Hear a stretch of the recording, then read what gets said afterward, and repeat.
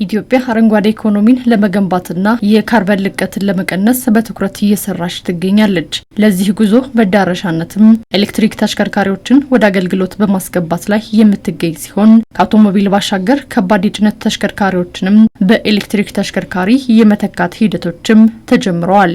የቻይና ኮሚኒኬሽንና ኮንስትራክሽን ኩባንያ 92 የሚደርሱ የኤሌክትሪክ ተሽከርካሪዎችን ወደ ሀገር ውስጥ አስገብቷል።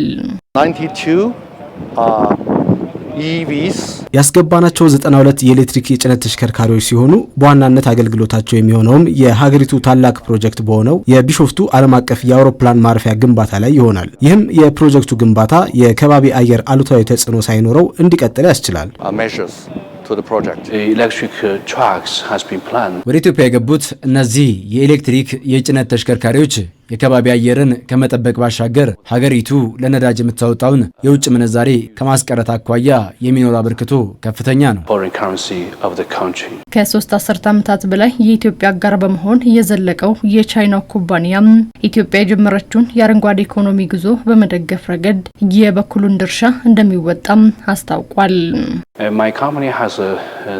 ድርጅታችን ወደ ኢትዮጵያ በመምጣት ስራዎቹን የጀመረው ከ1990ዎቹ ጀምሮ ነው። ይህም ማለት እዚህ ከ3 አስርት ዓመታት በላይ አስቆጥረናል። በቆይታችንም በአብዛኞቹ የሀገሪቱ ክፍሎች አሻራችንን አሳርፈናል። አሁንም ኢትዮጵያ አረንጓዴ ኢኮኖሚ ብላ ስትጀምር እኛም የኤሌክትሪክ ተሽከርካሪዎችን ወደ ሀገር ውስጥ በማስገባት ይህን የአረንጓዴ ኢኮኖሚ ጉዞ እንደምንደግፍ አሳይተናል። ምክንያቱም የእኛ እድገት ከኢትዮጵያ ጋር በመሆኑ።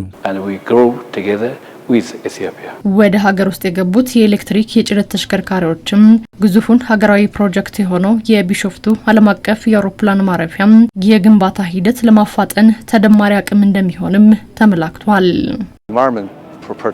የአየር ንብረት ለውጥን ለመከላከል ታዳሽ ኃይልን መጠቀም የሚኖረው ሚና ከፍተኛ ነው። እኛም የአረንጓዴ ኢኮኖሚ እንቅስቃሴን የጀመሩ እንደ ኢትዮጵያ ላሉ ሀገራት ድጋፋችንን እየገለጽን እንገኛለን። መሰል የታዳሽ ኃይል አማራጮችም በአሁኑ ወቅት ዓለም እያስተናገደች የሚገኘውን የነዳጅ እጥረት ዳፋ ለመከላከል አጋዥ ይሆናል።